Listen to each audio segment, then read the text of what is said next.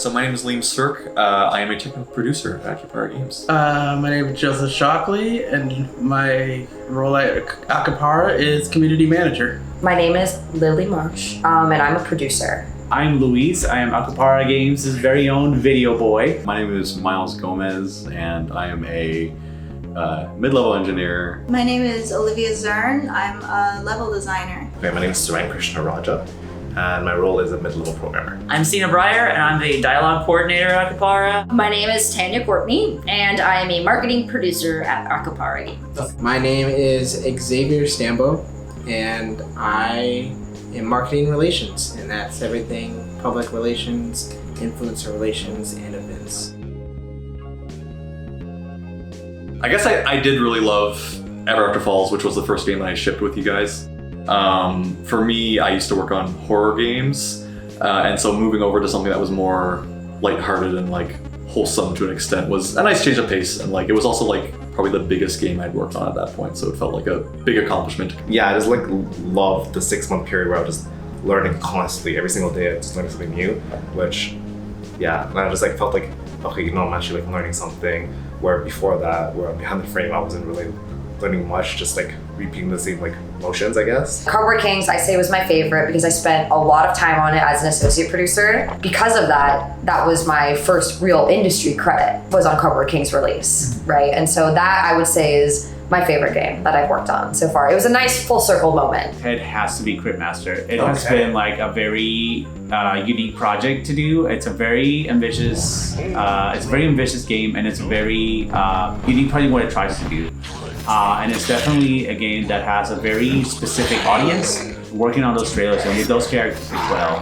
Especially with the way that we are able to integrate a lot of what makes the game special, like the Cryptmaster, he's such a special voice, and we're able to integrate him into the marketing of the game. So like he's everywhere, he's in the game, he's out of the game, he's in your mouth, he's in your brain, he's in your head. Brain World. It has an insane amount of depth where I would be 4 months into the project and I'd still be finding new stuff about the project. And I'd go to Andrew and I'd be like, is this a joke? Like, is the Rain World community joking about this? Or and he's like, no, it's real, I put it in. And I'm like, oh my God, okay, sure, why not? It's probably the most in-depth I went into the lore of the game, the community, and I just saw the amount of love people had for that project. Everything about that game just exudes happiness and an excitement that I wanted to get into. Probably Hello Cruel World. I programmed the spider bots. That was a blast. Wrecking the labs is fun. Scattering papers, putting in whatever in code.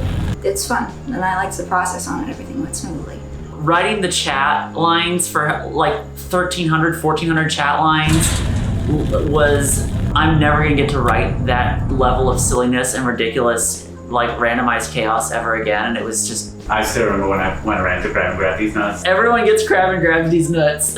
It's a really it just gets you. I'm gonna be kind of biased, and I'm gonna have to say Cabernet. Okay. Considering I just got a tattoo for the game today.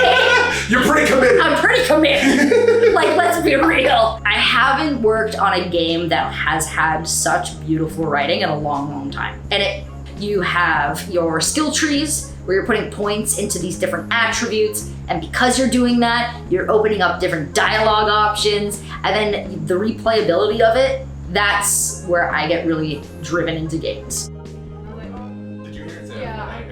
Honestly, I love the people here. Like, I feel like there's a real like sense of like solidarity amongst like coworkers and like even my fellow producers and like even the developers I work with as well. So not that I wasn't doing this before, but I think like really just kind of being honest and like upfront with everybody is like really key. I do feel more comfortable kind of being myself and like being honest with like my fellow like coworkers, and I think that's like, it's just key to like a good workplace in general. But yeah. How to work with different communities and different situations from the community that might bring up.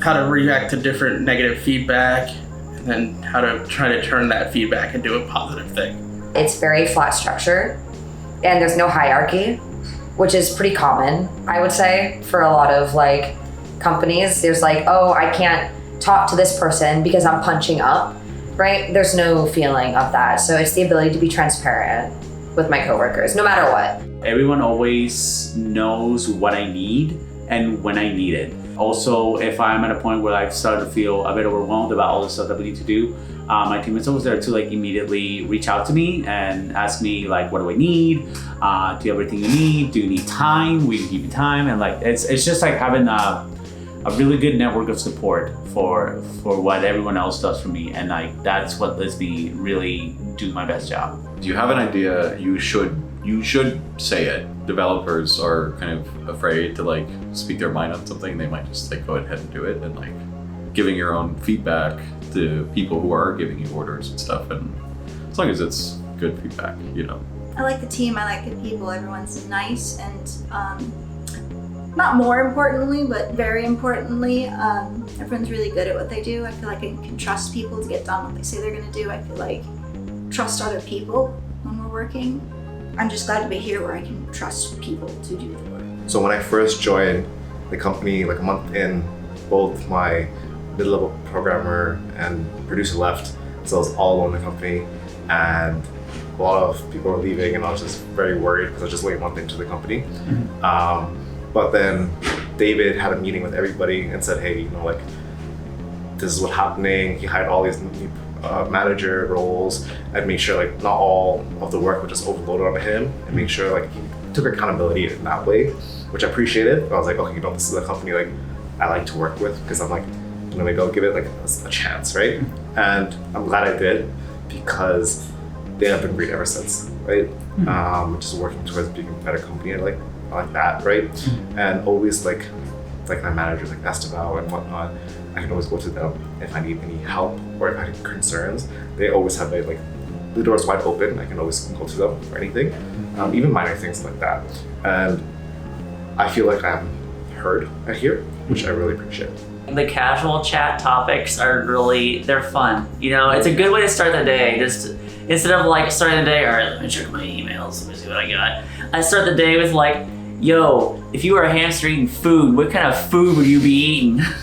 Really just like being able to be with a complete team and really getting to like know where I'm lacking and where I excel in.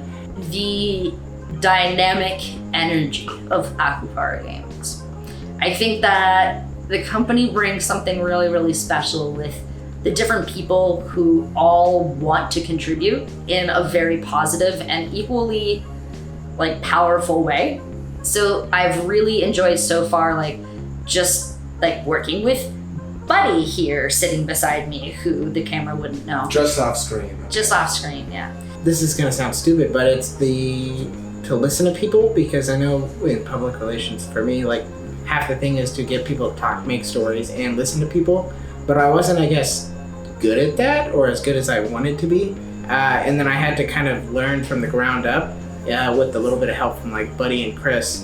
And they helped me not just listen to like advice, but listen to like my inner thoughts and what I think is best, and just follow through with that.